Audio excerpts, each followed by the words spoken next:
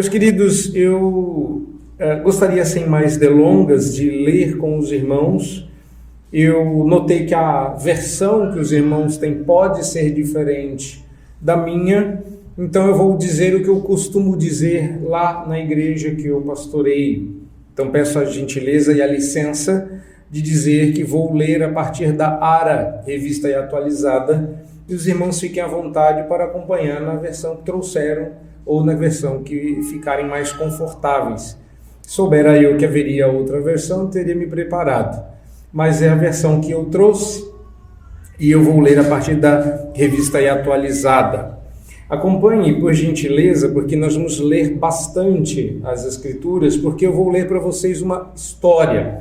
A história de Gênesis 29 vai começar no verso 1 e nós vamos atravessar o capítulo 30 até o verso de número 26.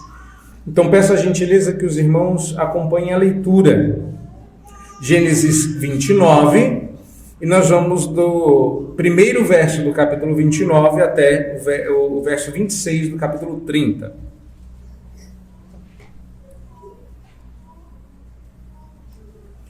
Diz assim a palavra do Senhor: Pôs-se Jacó a caminho e se foi à terra do povo do Oriente. Olhou, e eis um poço no campo e 3 rebanhos de ovelhas deitados junto a ele.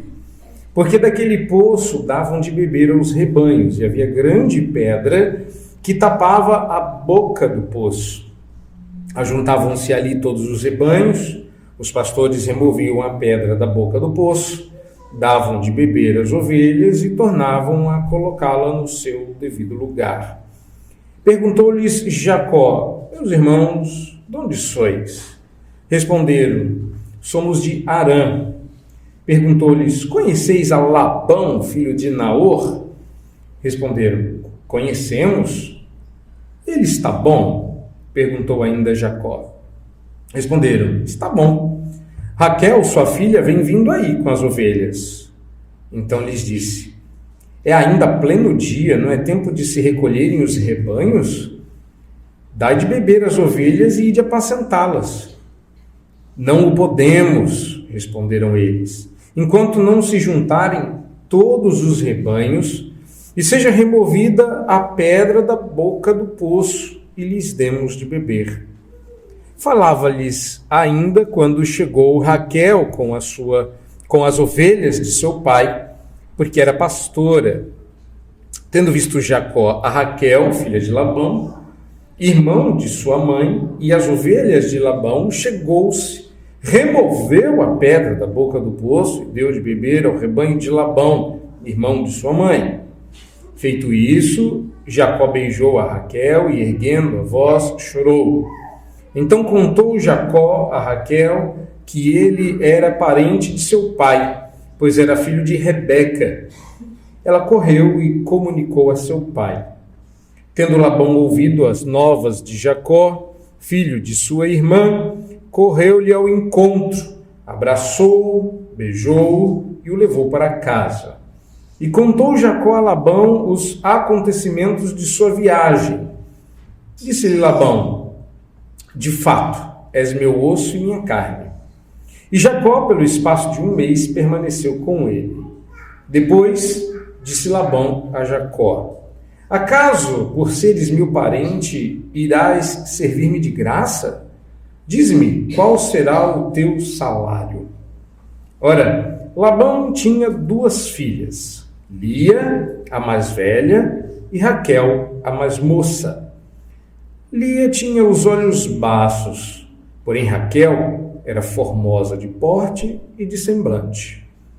Jacó amava Raquel e disse: 7 anos te servirei por tua filha mais moça, Raquel. Respondeu-lhe Labão: Melhor é que eu ta dê em vez de dá-la a outro homem. Fica, pois, comigo. Assim, por amor a Raquel, serviu Jacó 7 anos, e estes lhe pareceram como poucos dias, pelo muito que a amava. Disse Jacó a Labão: Dá-me minha mulher, pois já venceu o prazo para que me case com ela. Reuniu, pois, Labão todos os homens do lugar e deu um banquete. À noite, conduziu a Lia, sua filha, e a entregou a Jacó e coabitaram. Para a serva de Lia, sua filha, deu Labão Zilpa, sua serva. Ao amanhecer, viu que era Lia. Por isso disse Jacó a Labão: que é isso que me fizeste? Não te servi eu por amor a Raquel? Porque, pois, me enganaste? Respondeu Labão: não se faz assim em nossa terra, dar-se a mais nova antes da primogênita. Decorrida a semana desta, dar-te-emos também a outra, pelo trabalho de mais 7 anos que ainda me servirás. Concordou Jacó, e se passou a semana desta, então Labão lhe deu por mulher Raquel, sua filha. Para a serva de Raquel, sua filha, deu Labão a sua serva Bila. E coabitaram. Mas Jacó amava mais a Raquel do que a Lia, e continuou servindo a Labão por outros 7 anos. Vendo o Senhor que Lia era desprezada, fê-la fecunda, ao passo que Raquel era estéril. Concebeu, pois, Lia e deu à luz um filho, a quem chamou Ruben, pois disse: o Senhor atendeu à minha aflição. Por isso agora me amará meu marido. Concebeu outra vez e deu à luz um filho e disse: soube o Senhor que era preterida e me deu mais este. Chamou-lhe, pois, Simeão. Outra vez concebeu Lia e deu à luz um filho e disse: agora desta vez se unirá mais a mim meu marido, porque lhe dei à luz 3 filhos. Por isso lhe chamou Levi. De novo concebeu e deu à luz um filho. Então disse: esta vez louvarei o Senhor. E por isso lhe chamou Judá. E cessou de dar à luz. Vendo Raquel que não dava filhos a Jacó, teve ciúmes de sua irmã e disse a Jacó: dá-me filhos, senão morrerei. Então Jacó se irou contra Raquel e disse: acaso estou eu em lugar de Deus, que a teu ventre impediu de frutificar? Respondeu ela: eis aqui Bila, minha serva, coabita com ela, para que dê à luz e eu traga filhos ao meu colo por meio dela. Assim, lhe deu a Bila, sua serva, por mulher, e Jacó a possuiu. Bila concebeu e deu à luz um filho a Jacó. Então disse Raquel: Deus me julgou, que também me ouviu a voz, e me deu um filho. Portanto, lhe chamou Dan. Concebeu outra vez Bila, serva de Raquel, e deu à luz o segundo filho a Jacó. Disse Raquel: com grandes lutas tenho competido com minha irmã, e logrei prevalecer. Chamou-lhe, pois, Naftali. Vendo Lia que ela mesma cessara de conceber, tomou também a Zilpa, sua serva, e deu a Jacó por mulher. Zilpa, serva de Lia, deu a Jacó um filho. Disse Lia: afortunada, e lhe chamou Gade. Depois Zilpa, serva de Lia, deu o segundo filho a Jacó. Então disse Lia: é a minha felicidade, porque as filhas me terão por venturosa. E lhe chamou Azer. Foi Ruben nos dias da ceifa de trigo, e achou mandrágoras no campo, e trouxe-as a Lia, sua mãe. Então disse Raquel a Lia: dá-me das mandrágoras do teu filho. Respondeu ela: achas pouco me teres levado um marido? Tomará também as mandrágoras do meu filho? Disse Raquel: ele te possuirá esta noite, a troco das mandrágoras do teu filho.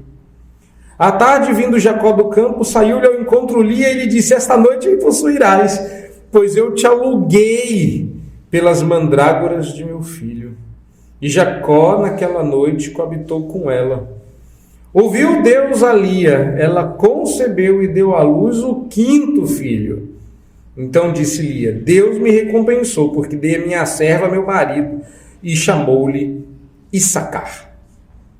E Lia, tendo concebido outra vez, deu a Jacó o sexto filho. E disse: Deus me concedeu excelente dote, desta vez permanecerá comigo meu marido, porque lhe dei 6 filhos. E lhe chamou Zebulon. Depois disso, deu à luz uma filha, e lhe chamou Diná. Lembrou-se Deus de Raquel, ouviu-a e a fez fecunda. Ela concebeu, deu à luz um filho e lhe disse: Deus me tirou o meu vexame. E lhe chamou Jacó, dizendo: Dê-me o Senhor ainda outro filho. Tendo Raquel dado à luz a José, disse a Labão: Permite-me que eu volte ao meu lugar e à minha terra. Dá-me meus filhos e as mulheres pelas quais eu te servi, e partirei, pois tu sabes quanto e de que maneira te servi. Até aqui a palavra do Senhor.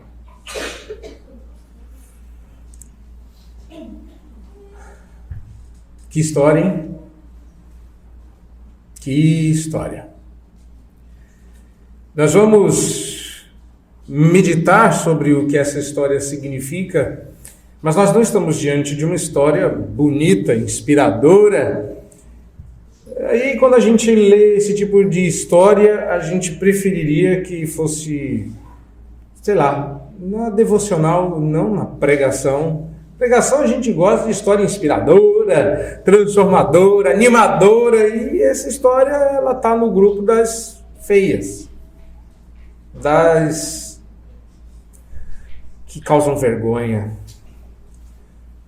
Peça a Deus que Ele fale ao seu coração, porque se toda palavra é inspirada por Deus e útil para edificação e educação na justiça, esse texto há de nos instruir nesta manhã. Busquemos ao Senhor. Amado Deus, nós mais uma vez diante da Tua palavra que já foi lida esta manhã e preparados para ouvi-la, pedimos que o Senhor fale aos nossos corações. Usa, ó Deus, todo o trabalho em cima deste texto que Teu servo teve para instruir o Teu povo aqui reunido nesta manhã para o louvor da Tua glória. Nós assim te pedimos no nome de Jesus. Amém. Bom, meus queridos, eu tendo a olhar os textos da Escritura de uma perspectiva mais prática para ajudar o povo de Deus a entender como é que essas coisas funcionam na nossa vida diária. Mas às vezes nós precisamos de exemplos ou de histórias para ficar claro como é que certas perspectivas funcionam. Para não expor ninguém, a gente já pega as histórias expostas. Meu objetivo esta manhã é mostrar para os irmãos que, se você não entender o que significa e como funciona a dinâmica dos ídolos do coração dentro de casa, problemas sérios vão se acumulando ao longo do tempo. Mas existe uma libertação para isso. Então, esta manhã eu quero lhes falar sobre os ídolos no lar, e como Cristo nos liberta deles, a partir da história de Jacó, que começa se interessando por Raquel, termina casado com Lia e com muito mais filhos do que vocês jamais sonharam em ter. E não foi bonito, não foi legal, não foi para a glória de Deus. Não tem nada de muito interessante aqui, a não ser aprender como é que Deus nos liberta dessa situação. Pois bem, como é que a gente entra nesse texto? Vamos começar pensando na nossa época e nos nossos dilemas, antes de mais nada. Afinal de contas, dias atrás, faz bastante dias, um comercial de perfume disse assim no seu slogan, observe, é um comercial de perfume. Ainda não inventaram uma televisão, um aparelho, um celular, um tablet que você sinta cheiro. E então, como é que você vende perfume se perfume tem tudo a ver com cheiro e você só está vendo a imagem? Slogan: acredite na beleza. Acredite na beleza. Um programa de entrevistas das tardes semanais anuncia: você precisa de um marido que te ame. Mais sobre isso, assista o programa. Diziam eles, eu não estou recomendando. Mas à noite, para os pecadores mais contumazes, a novela revela em sua trama: você precisa de realização pessoal a todo custo. Nem precisamos de novela, vai. Tem tanto influenciador dizendo isso hoje em dia que uma hora ou outra esse corte vai aparecer para você. E essas não são apenas cenas hipotéticas. Lamentavelmente, essas cenas fazem parte das cenas reais, dramas reais da vida real, que não é diferente desde os tempos antigos. Infelizmente, até hoje, a gente ainda luta com os mesmos dramas e com as mesmas opções viáveis a Deus. Estamos transformando e viabilizando ídolos de substituição para o Senhor. Todos esses que eu listei agora, e sobre os quais eu acabei de falar, estão na história de Jacó, com Lia e Raquel. Todos. É que quando a gente não organiza a informação, às vezes não fica claro sobre o que é que nós estamos falando. E eu estou falando daquelas coisas boas, às vezes lícitas, na maioria das vezes lícitas e boas, mas que se tornam ídolos no nosso coração, porque se assentam no trono de Deus, se assentam num lugar no seu coração que não pertence a elas, mas pertence ao Senhor. A má notícia é que quem coloca elas sentadas lá é você. Elas não invadem o seu coração e dizem: agora eu que vou mandar aqui. Só teve uma pessoa que não esperou, como se diz por aí, que ficou eis que batendo a porta, esperando para ser atendido no seu coração. Teve um que chutou a porta, entrou e falou: a partir de agora é meu e vocês que estão aí dentro, para fora. E ele permanece lá. Mas eu vou falar mais sobre ele no final. Então, ao observar o exemplo da família de Jacó, que é um caso real, eu espero que você consiga ver como as dinâmicas da idolatria no lar funcionam na sua própria casa. Vendo os efeitos nocivos disso, você se interessa em vencer essas dinâmicas e buscar forças no Senhor para se libertar delas. Veja, em muitos lares, se não em todos, nós vivemos o que John Bunyan chamou de Feira das Vaidades. Agora pense, na sua casa é uma feira, vocês têm feira aqui também? Onde as pessoas montam barracas e você vai passando e elas ficam quietas aguardando você abordá-las e perguntar qual é o preço. É assim que é aqui a feira? Não? Então é igual lá. Você não pode passar que a pessoa grita loucamente, desesperadamente. É uma luta pela sua atenção. E para que você compre o mesmo produto naquela banca, então, se ele não ganhar pela atenção, ele oferece por um preço mais barato. É assim? Isso quando ele não te ganha pela piada, não é? E aí ele faz uma menção a você. Eu raramente consigo ir à feira com a minha esposa, mas toda vez é assim: ô casal, que não sei o quê, vem pra cá, olha, isso aqui une casal, hein? Gente, como um tomate uniria um casal? Mas de qualquer forma você vai, é assim que funciona? Agora imagine que dentro da sua casa acontece uma feira. Cada membro que você vai adicionando à sua casa vai montando a sua barraquinha. Imagine essa cena. Até os pequeninos fazem isso. E todos nós estamos lutando pela atenção uns dos outros para vender o nosso próprio produto. E o nome do nosso produto é ídolo. Cada um de nós tem um. Mas crianças não nascem idólatras. Pois é, já comprou o ídolo, nem percebeu. O que é uma idolatria no coração? Infelizmente, nós somos capazes de tornar absolutamente qualquer coisa boa em um ídolo falso, em um Deus falso. E isso deturpa o fim para o qual essa coisa boa foi feita, que é a glória de Deus. Veja, coisas boas como o trabalho que Deus fez para a sua glória se tornam ídolos no coração de homens e mulheres pecadores. Alguém tentou explicar isso, mas se confundiu e falou que as pessoas são workaholic. Mas não é bem isso, não. Workaholic vem da mesma estrutura de idolatria, né? Mas isso fica para outro dia. Aqui nós falaremos do caso em tela. Aliás, não feche a sua Bíblia, não. Mantenha a sua Bíblia aberta lá para você conferir. Então, basicamente, antes de eu entrar no texto, a gente sabe que um ídolo se torna o centro da nossa vida e ocupa um lugar de bons desejos, se tornando senhores. Veja, desejos bons como ser amada pelo marido, ser amado pela esposa, ter filhos, até ser feliz, são bons desejos, mas são péssimos senhores. Tem coisas que são muito boas, como desejos e como hábitos, mas como senhores são implacáveis, porque o ídolo usurpa prerrogativas divinas, e uma delas é fazer promessas.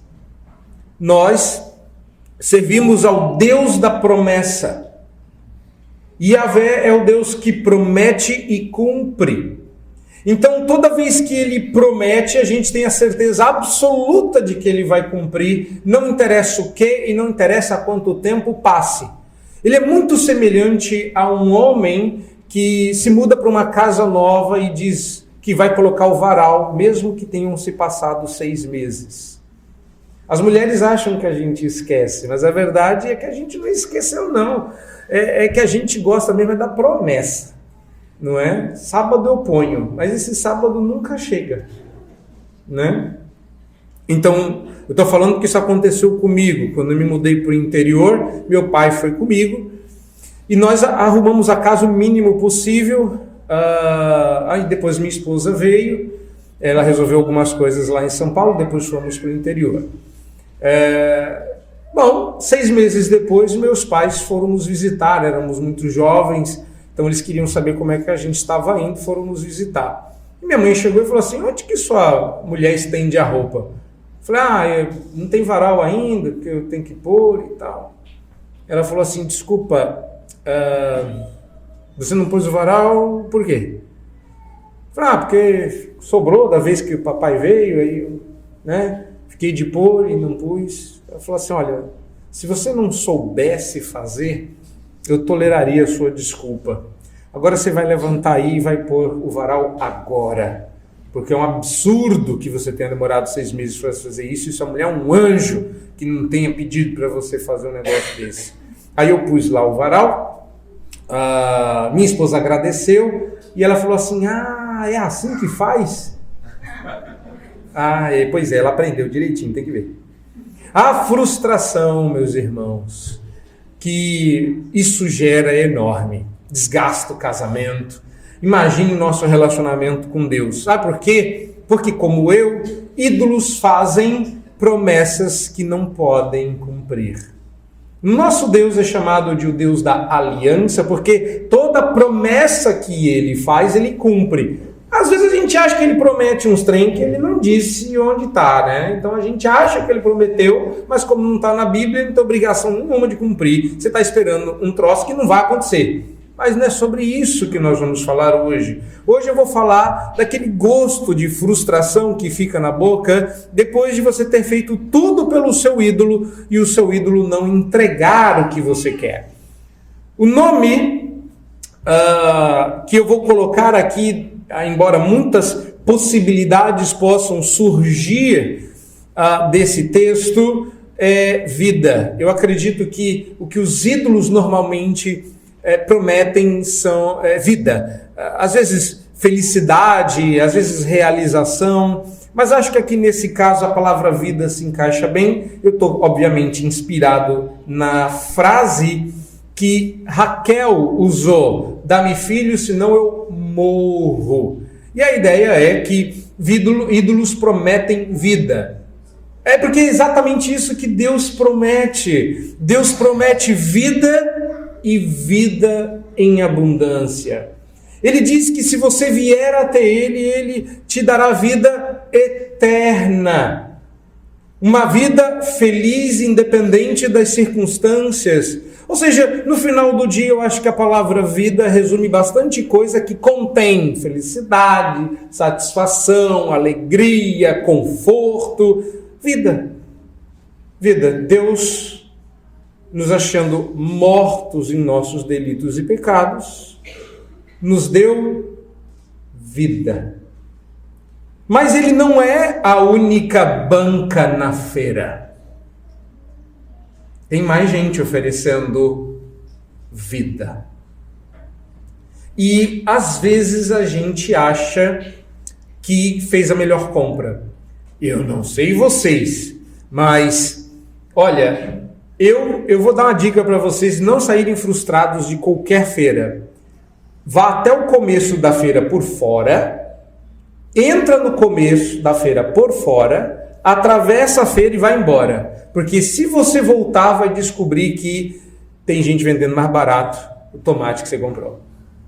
Já tiveram essa sensação? Aliás, tem uma coisa horrível que as pessoas fazem, é conferir, depois que compram, se sai promoção da mesma coisa que elas compraram. E outra, vou dizer, como o mundo jaz no maligno, ele espera pacientemente você comprar para colocar promoção no dia seguinte. Satanás tem um anjo que trabalha só com isso. Você já viu? Para quê? Para você se sentir frustrado. Todo ídolo te promete o que ele não pode entregar. Assim como fizeram os 3 personagens da nossa história. Para Jacó, beleza era vida. Para Jacó, beleza era vida. O texto nos diz, anteriormente ao que nós lemos, porque a gente começou lá no 29, capítulo 1, que Jacó teve que sair fugido da sua casa. A gente acha que ele era inocente, mas a história é feia antes disso, não é? E agora nós temos uma ironia. Por quê? Porque Jacó significa enganador. E ele teve que fugir da sua casa porque ele enganou o seu irmão. E a ironia está no fato de que o enganador agora vai ser enganado. Sempre tem alguém mais esperto do que você. E namorado por Raquel, a bela jovem do poço, ele pede sua mão em casamento. Alguns acreditam que foi ali no poço que Jacó se apaixonou por Raquel, ainda que ele estivesse feliz e aliviado de ter encontrado uma parenta. O problema é que ela era, diz a Bíblia, estonteante. Ela não era uma jovem qualquer. A Bíblia diz que ela era bonita de porte e de beleza. Ela era uma mulher estonteante, chamativa. Outra coisa, Jacó era um homem impressionante. E impressionado pela beleza dela, tirou sozinho uma pedra que precisava de outros 2 homens. Todo homem já fez isso para impressionar a mulher. Vocês riem, mas olha só, deixa eu contar para vocês, mulheres, a verdade. Certa feita, e eu era hoje eu estou, assim, lutando para me manter magro, mas eu já fui um jovem bem magrinho, casei magricelinha, igual tem que ser.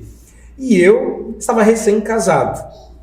E o meu carro era um Uno 93. Aliás, meus carros me dão problemas desde que eu os tenho.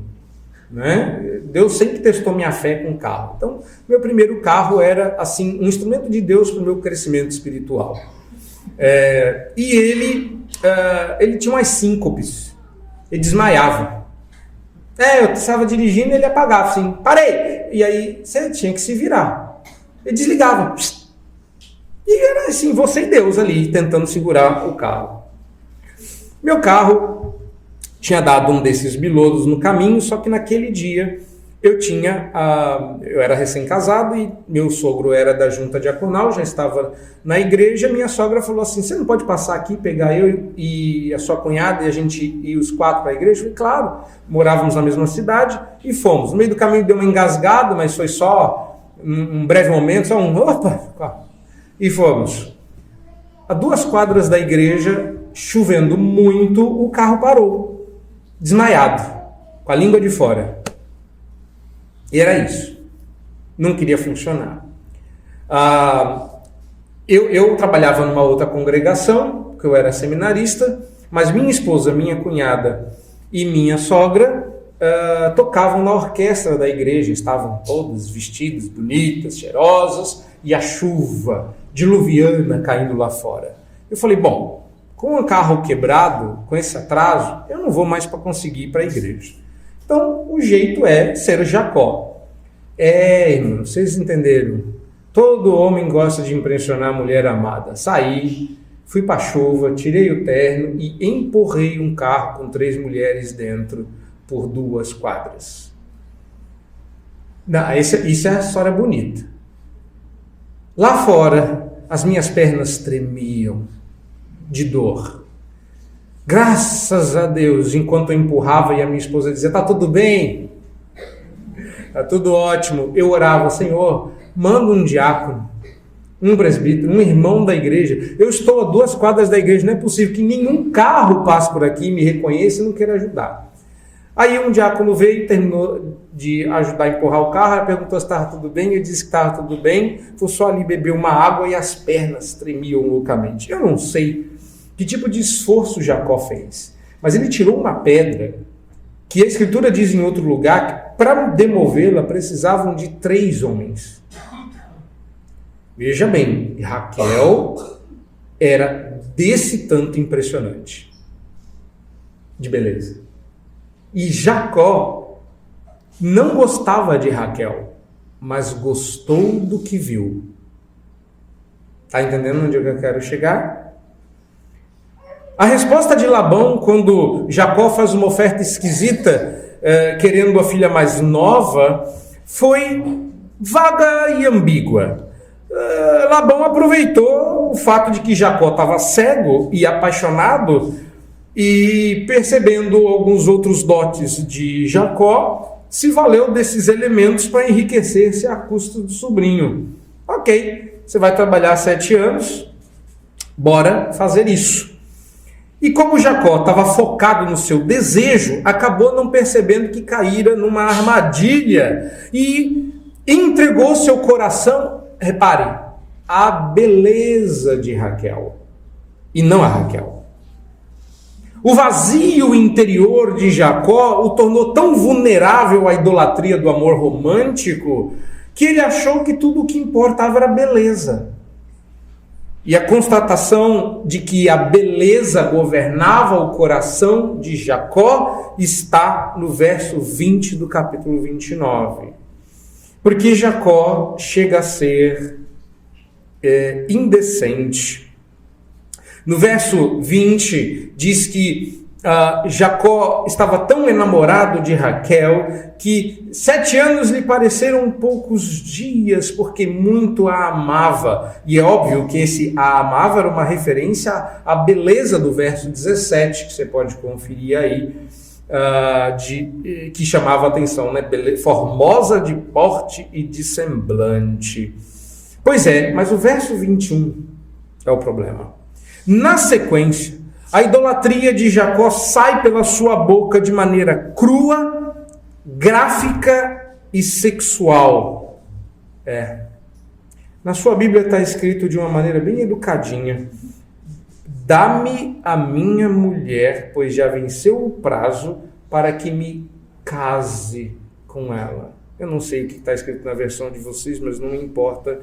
O que Jacó disse em outras palavras, vindo do hebraico para o português, foi: entregue-me agora a minha mulher, cumpri o prazo previsto e quero me deitar com ela.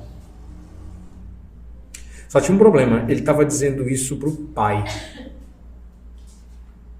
Imaginou se hoje em dia alguém fizesse esse tipo de pedido de casamento? Por isso que eu já sempre anuncio que, embora eu não tenha uma 12 em casa, eu tenho uma espada. Eu tenho uma espada samurai, vindo do Japão, de verdade, não é? Além dos canivetes e algumas habilidades marciais. O rapaz que disser isso, ele nunca mais dirá mais nada. Mas foi exatamente isso que ele disse para o pai da Raquel. Que absurdo! Que indiscreto, que indecente! Olha, eu acho que hoje em dia vai ficar cada vez mais comum pessoas falarem assim com os seus futuros sogros. E eu acho isso uma tristeza lamentável. No dia seguinte, veja, meus irmãos, Jacó estava tão...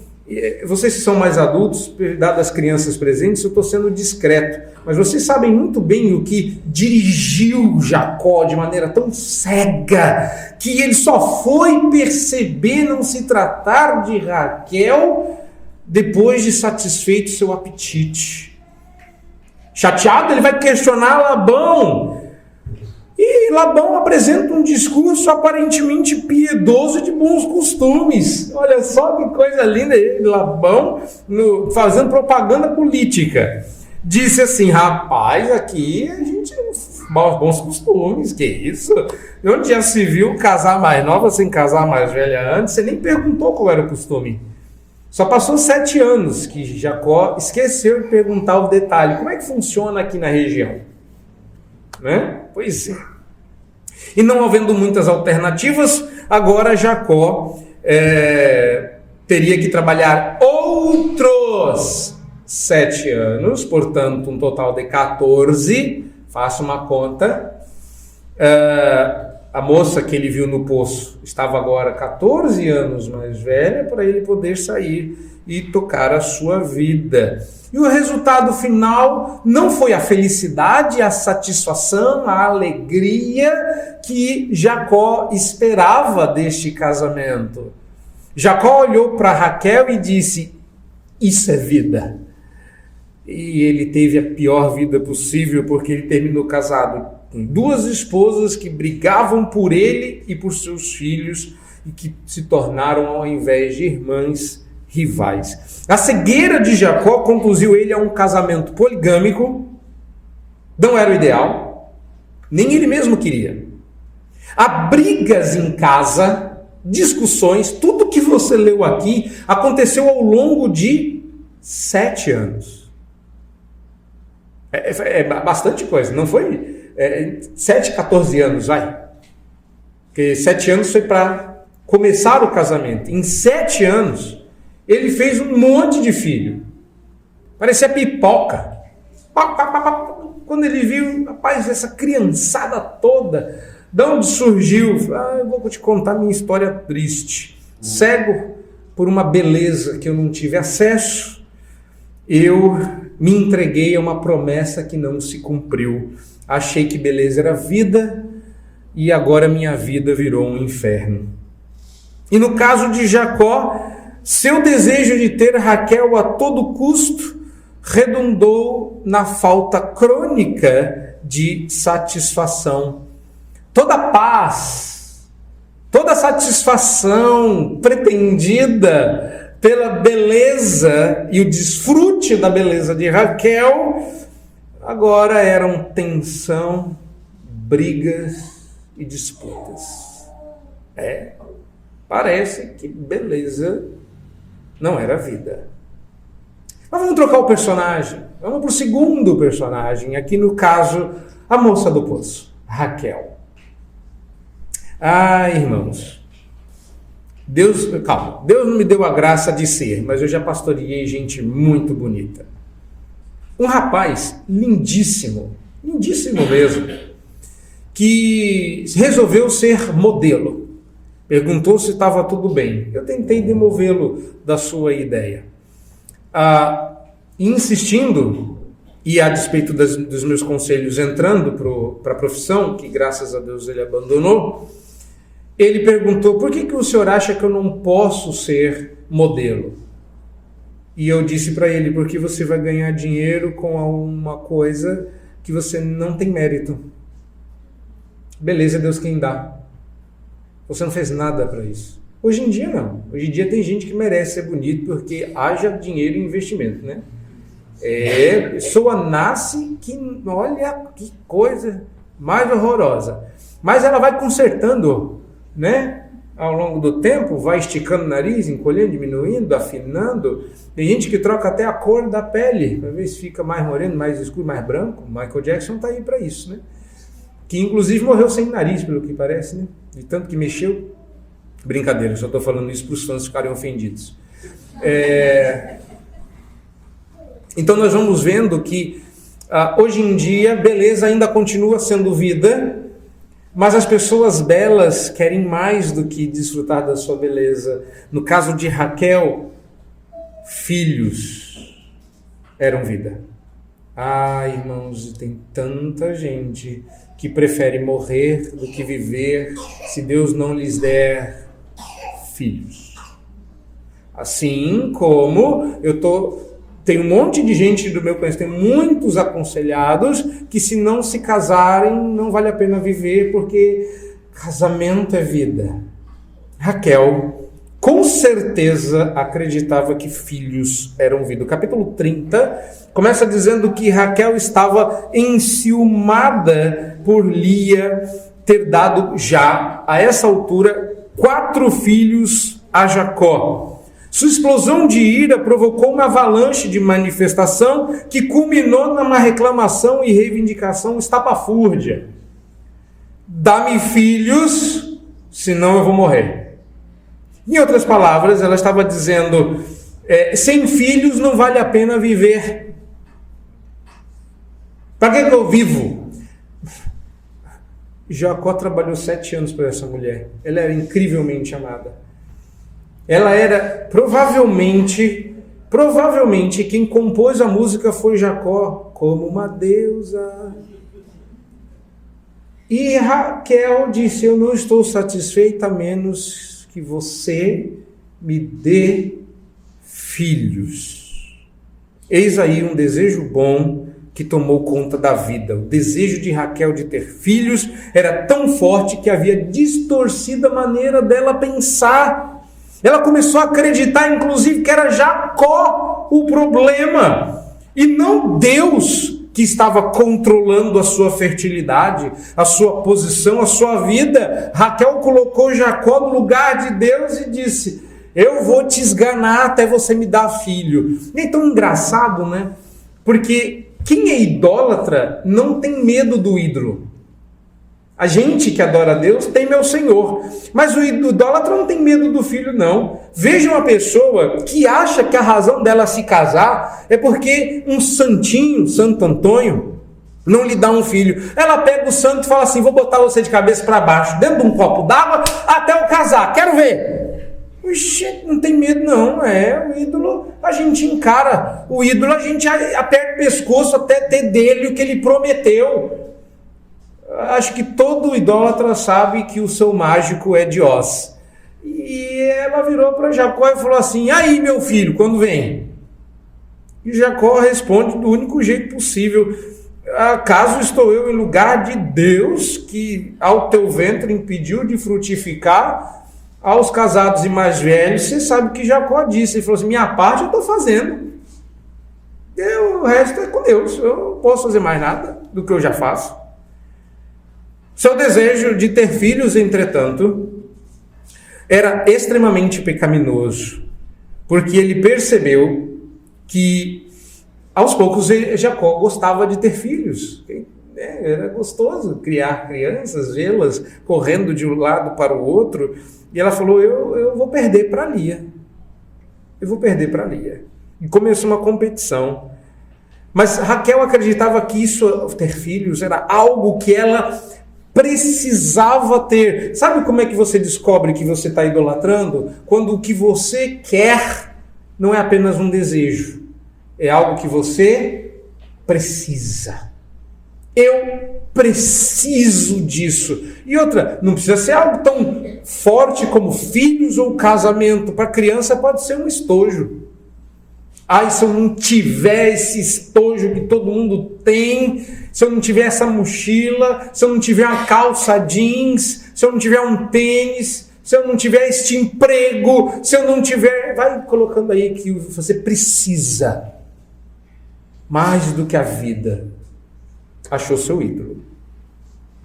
Raquel acreditava que precisava tanto disso, e por entender que esta lhe era a coisa mais importante da vida, ela trocou pela própria vida dela.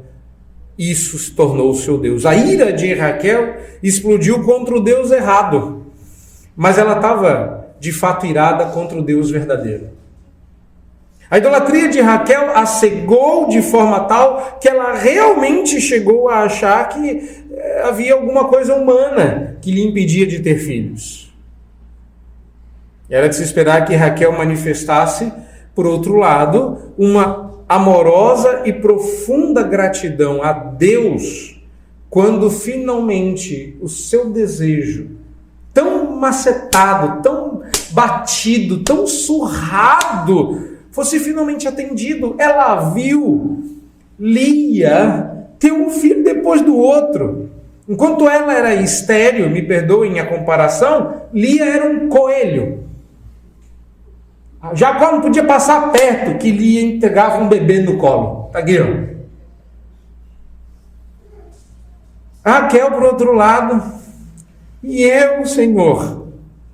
Então, quando Deus finalmente atende ao seu pedido, finalmente, o Senhor, diz verso 22 do capítulo 30, lembra-se de Raquel e a faz fecunda. Quando ela finalmente experimenta o que ela viu, e outra, a essa altura, a briga já tinha subido de nível, porque agora a serva dela já tinha tido filhos, a serva de Lia já tinha tido filhos, Lia que tinha parado de dar filho voltou para a segunda etapa, e Raquel lá chupando o dedo, gente, minha vez quando vai chegar. Então quando Deus olha e fala assim, tá bom, vou dar a Raquel um filho, uma mulher que disse que ia morrer se não tivesse filho, era de se esperar que ao ter, essa mulher louvasse ao Senhor, fizesse um culto de gratidão, qualquer coisa que demonstrasse a sua gratidão, mas corações idólatras não adoram, idolatram. E no meio da sua expressão de egoísmo e frustração, ao invés de dar graças a Deus, sabe o que ela disse quando teve um filho? Gostei, quero mais um. Oxe, tu não podia ter nenhum, irmão. Zero. Essa ninhada toda que Jacó teve, não é sua não, querida. Deus resolveu te dar um para você provar do gosto. E ela falou assim, eu quero outro. Verso 24. Dê-me o Senhor ainda outro filho. Não estou satisfeita. É isso que ela disse. Eu não estou satisfeita. O ídolo não entregou a promessa. Ídolos nunca entregam o que prometem. Filho é vida. Está aqui seu filho. Não é o suficiente. Eu quero outro. Raquel não estava satisfeita porque seu ídolo era insaciável. E no caso de Raquel, a ironia é a pior de todas. Dos três personagens, Raquel, a Miss... da onde que eles eram mesmo? Não vai Miss Brasil, não. E nem Miss Israel, porque eles não estavam em Israel. Miss Arã, né? Pois é, tanto faz. Ela morreu. E sabe como a Raquel morreu? Dando à luz ao outro filho. E ela disse, antes de morrer, chama de Benoni, irmã. E Jacó diz, não, ele vai se chamar Ben-Yamin. Ao invés de filho da minha amargura, ele vai ser filho da minha doçura, né? Filho do meu amor. Ah, que coisa feia, Raquel. Dá-me ainda outro filho, não satisfeita com as bênçãos de Deus, ela queria satisfação do seu ídolo, morreu no parto. A mulher, olha a ironia que Deus faz, né? A mulher que queria um filho se não morria, morreu tendo um filho. Ah, ídolos. Nunca entregam o que prometem. Mas ao invés de entregarem vida, tem uma coisa que todo ídolo sabe dar: morte. O que ela havia adorado e pensado que seria uma bênção, causou-lhe morte. Pois é, Lia é o terceiro personagem. Jacó acreditava que beleza era vida. Quando ele teve beleza, sua vida ficou miserável. Raquel acreditava que filhos era vida, morreu dando à luz a um filho. E Lia acreditava que amor conjugal era vida. Ah, se eu me casar, serei feliz. Tem gente que está procurando um casamento feliz até hoje. Casamento traz felicidade. Não é o dinheiro, olha só. Dizia Lia. Lia que é o autor desse livro, tá? Casamento Feliz, por Lia. Gênesis deixa claro que, olha lá o verso 30 do capítulo 29, que Jacó amava mais a Raquel do que Lia. Bom, essa história toda começou com a moça do poço. Não tem nada a ver com Lia. Lia, inclusive, a gente não sabe nem o que tinha nesses olhos dela, que é uma briga histórica, que Moisés tentou ser discreto para salvaguardar a honra de Lia e criou uma curiosidade terrível. O que Lia tinha nesses olhos? Olhos baços. Diz que olho baço significa olho sem vida. Olha, já li de tudo em comentário. Olho de peixe morto, vesga. Talvez Lia não fosse pastora porque ela não conseguia manter os olhos no rebanho, tá? Sempre, né? Eu não sei o que Lia tinha. Às vezes tinha um zóio muito colado um no outro, sabe? Sabe quando parece que o nariz ficou embaixo assim e o olho grudou um no outro? Tem gente que é assim. Às vezes Lia tinha os olhos separados. Às vezes o nariz subiu demais e os olhos foram lá para as orelhas. Eu não sei... a senhora está lá atrás dizendo assim, que absurdo, meu Deus, que coisa horrorosa. Eu não sei o que Lia tinha, meus irmãos. Eu só sei de uma coisa. Lia não era nem de perto bonita igual a Raquel. Lia, desculpa a expressão, mas para vocês entenderem, é o projeto que deu errado. O que Lia não tinha de beleza, por outro lado, ela tinha de fertilidade. Raquel, a linda, era seca por dentro. Não tinha vida. Lia, a desprezada, porque talvez não fosse estonteante, linda, maravilhosa, chamativa, porque não podia postar uma selfie, então espantava os seguidores. Você riu, né? Tadinha, ela sofreu. Agora, Jacó não podia passar perto que essa mulher ficava grávida. Tem famílias que fazem tantos filhos que tem que separar as roupas do homem e da mulher, que você botar as roupas junto, nasce um bebê ali. É muita fertilidade. E Lia era esse poço de vida, não é? Mas, não obstante tudo isso, diz o verso 31 de Gênesis 29, que Lia era desprezada. Enquanto a ira de Raquel era explosiva, a ira de Lia era implosiva, definhava ela por dentro. E tal como toda sorte de bênçãos que recebemos da parte de Deus, a idolatria no coração distorce bons propósitos que são dádivas. O amor conjugal é uma bênção, mas quando se torna um ídolo, se transforma numa maldição. A bênção de ser mãe foi corrompida pelo desejo desordenado e agora a bênção do amor se tornava uma idolatria egocêntrica. O que Lia tinha de melhor, o privilégio concedido só às mulheres, tornou-se uma disputa por atenção e supremacia no lar. Ainda que você tenha que levar em consideração que o grande drama do Antigo Testamento era mulheres serem estéreis, elas estariam fora do pacto, fora da roleta russa que escolheria qual delas seria a mãe do Messias. Mas isso não importava mais. Quem ligava para as histórias daquela família? A maior evidência da crescente idolatria pelo amor do marido por parte de Lia são os constantes clamores de esperança falsa que ela emite a cada nascimento. Eu fiz questão de ler com vocês como é que aconteceu cada parto, porque eles são vexatórios. Vexatório, é vergonhoso a maneira como Lia lida com essas coisas. Cada vez que nasce um filho, Ao invés dela agradecer a Deus ou se alegrar pelo filho, a cada nenê que nasce, ela diz: agora vai.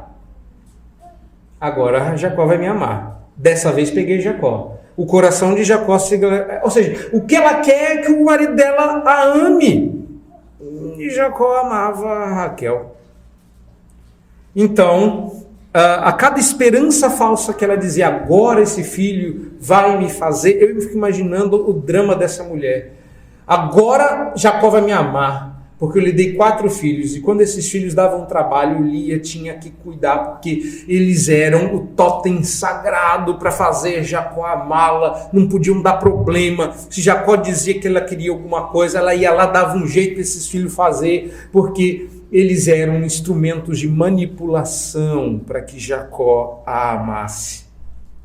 Olha o que ela diz de Rúben: agora me amará meu marido, no 29:32, um refrão idolátrico que é repetido por várias formas. Quando nasceu Levi, ela diz: agora se unirá mais a mim meu marido. Lá atrás, lá no final, quando nasce Zebulon, permanecerá comigo meu marido. Nasceu Nenê, o foco era o marido. Nasceu Nenê, o foco era o marido. O amor do marido, eu preciso que meu marido me ame, senão não vale a pena nem ter filho.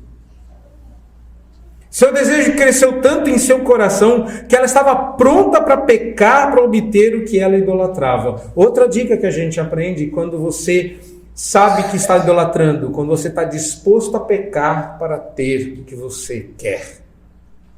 E Lia estava. O amor e a atenção do seu marido só para ela e a rivalidade crescente a cada dia com Raquel fizeram com que Lia e Raquel protagonizassem a lamentável cena do aluguel do próprio marido. Que vergonha, que nojeira, que coisa feia. Está ali no verso 14 a 17 do capítulo 30. Rúben vai pegar uma mandrágora, eu sei lá o que é isso. Dizem que era uma raiz, alguns acham que parecia um gengibre, outros que parecia uma mandioca. Eu acho os dois bons, mas provavelmente gengibre, porque acreditavam que a mandrágora fosse... como é que chama? Quando... afrodisíaco. Isso, igual quando você ganha o kit recém-casado, né? Amendoim, gengibre, canela e muito leite, quando é caso de mulher que tem bebê, né? Para amamentar. Acham que se você beber leite, o leite sai, né? Nada a ver. Então, ela olhou e falou assim: uma mandrágora, uma mandrágora, eu quero, não pode, vamos trocar, vamos não sei o que e tal, vai para lá, vem para cá, vem para cá, Raquel queria não sei o que, tá, eu vendo, eu alugo, eu quero o meu marido. E para desgraça de Raquel, quando isso aconteceu, Lia tem mais um filho. Ei, tiro saiu pela culatra, dona Raquel. A ironia vem do fato de que desta união saíram filhos, no plural, coisa que só retroalimentou em Lia o desejo sem satisfação. Eu quero meu marido para mim, por uma noite, para que ele me ame. Tome nenê. E o Jacó amava? Não. Inúmeros filhos não foram suficientes para conquistar o amor de Jacó. E mesmo, olha só que coisa feia, que mesmo após a morte de Raquel, o medo ainda pairava sobre aquela família. A sombra de Raquel assombrou Lia até o final dos seus dias. Tanto que Rúben, após a morte de Raquel, comprando o ídolo materno, acabou por tomar a serva Bila, manchando a própria lembrança que Jacó tinha de Raquel, para que ele se enojasse disso e não voltasse para a serva de Raquel e amasse mais a própria mãe, que era Lia. Horrível. Que família ruim. E a gente termina por aqui, amém. É claro que não, né? Nossa, que história horrorosa. O que a gente aprendeu hoje? Um monte de coisa. Mas se você tiver que sair só com uma lição, ela é o meu quarto, último e conclusivo ponto. Cristo é vida. Tudo aquilo que a gente procura nas coisas da criação não estão ali para nos satisfazer. Filho é vida, só se for filho de Deus. Casamento é vida, só se for da igreja com Cristo. Beleza é vida, só se for a beleza da santidade do Senhor. Quando nós buscamos nas coisas que revelam o Criador um ídolo para adorar, nosso coração nunca será satisfeito. Ídolos não satisfazem.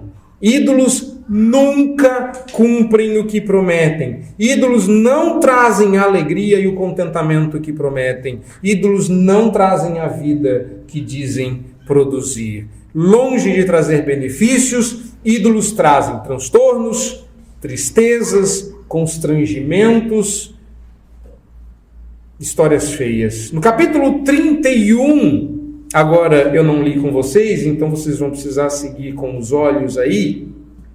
No capítulo 31, depois que Jacó, Lia e a criançada saem rumo a sabe-se lá para onde, Labão persegue Jacó por 7 dias, porque Raquel era uma idólatra e passou a mão nos ídolos de Labão e levou escondido. Não, nenhuma novidade, né? Eu acho que Lia e Raquel eram idólatras e isso está mais do que claro. Jacó era aquela pessoa que foi criada na igreja e ainda tinha alguma coisa, né? Lembrando lá de Isaac. Ele nem sabia que tinham ídolos. Labão sabia que as filhas não prestavam. A história o demonstra. Raquel esconde muito sagazmente, diz que não pode se levantar do camelo, porque ela estava naqueles dias típicos das mulheres, e nem tocar uma mulher era possível naquele momento, então, ok, leva os ídolos melhor do que passar a vergonha. E todo esse constrangimento causado pelos ídolos que Jacó não sabia terem sido roubados por Raquel, se quiser conferir o verso 32 do capítulo 31, fez com que ele repensasse a questão e, independentemente, ele pediu para que, posteriormente, os ídolos fossem jogados fora, quando ele os achou. Aí a gente já está no capítulo 35 de Gênesis. Se quiser conferir, verso 2 de 35. Não é? Jacó roga a todos da sua casa que joguem fora os deuses estranhos que estavam em seu meio. Ou seja, até os ídolos que Jacó não sabia que estavam na sua tenda tiveram que ser jogados fora. Isso é exatamente o que Cristo faz em um lar como o de Jacó em dias atuais. Ele joga os ídolos fora. Quando você adora a Deus, a idolatria se vai. As famílias de hoje em dia não encontrarão paz, felicidade, satisfação, vida fora de Cristo. Mas é isso que elas estão procurando. Talvez a vida esteja nesse método, talvez a vida esteja nesse estilo de vida, talvez a vida esteja nesta cidade, talvez a vida esteja nestas ideias, talvez a vida esteja em algum lugar, a vida está em Cristo. A razão pela qual você e eu não estamos satisfeitos é porque nós não estamos satisfeitos com Cristo. Esse pão não vai matar sua fome, né? Nem esse vinho a sua sede. Se você não está satisfeito com essa mesa, não tem comida no mundo que vai te satisfazer. Não há felicidade no mundo que vai te satisfazer. Não existe vida fora de Cristo. E essa é a razão pela qual a gente está sempre insatisfeito. Não basta uma noite, não bastam 12 filhos, não basta a felicidade do casamento, a beleza da mulher, o amor do marido, nada satisfaz como Cristo. Quem quer muito ser amado, talvez precise mesmo, porque quando Cristo nos ama, é o suficiente. Quem quer muito se casar e não percebeu que, como noiva, aguarda o dia certo e certeiro em que o noivo virá para buscá-la, ainda não entendeu o que é ser igreja. E aqueles que querem tanto ter filhos e por isso se amarguram, esquecem de olhar para o lado e ver quantos filhos Deus já deu, ainda que não tenham sido gerados por você, mas pelo Espírito Santo.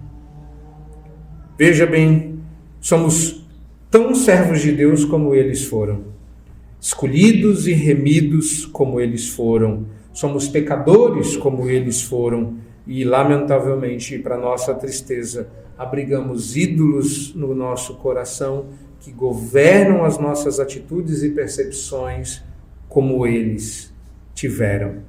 Mas quando nossos desejos tomam conta da nossa vida, como os de Raquel, quando os nossos critérios para a escolha de cônjuge obedecem aos critérios que Jacó usou, quando pela beleza somos capazes de fazer o que for preciso para obter o que desejamos, ou então como estamos tão focados em obter o amor dos outros, o respeito dos outros, somos todos idólatras, como esta família foi no passado. Como é que resolve isso? Procure em Cristo, que você tanto quer. Jesus veio justamente para resolver essa questão. Ele morreu pelos nossos pecados, para nos dar uma correta visão da vida, do mundo e de Deus. Ele veio trocar a nossa idolatria mais íntima pela verdadeira adoração. Ele veio trazer intimidade com Deus, porque Ele é o Deus conosco. Quando você encontra em Cristo, você não precisa de mais nada. E se você acha que você precisa do Novo Testamento para isso, entendeu menos ainda, porque lá atrás Davi já dizia: o Senhor é meu pastor e isso me basta. Você já tem tudo o que você precisa. Para de buscar nos outros o que só Deus pode te dar. E Deus tem misericórdia de nós, para que os nossos lares sejam limpos de idolatria e passemos todos a adorar o Senhor em Cristo Jesus, que satisfaz o nosso coração. Amém.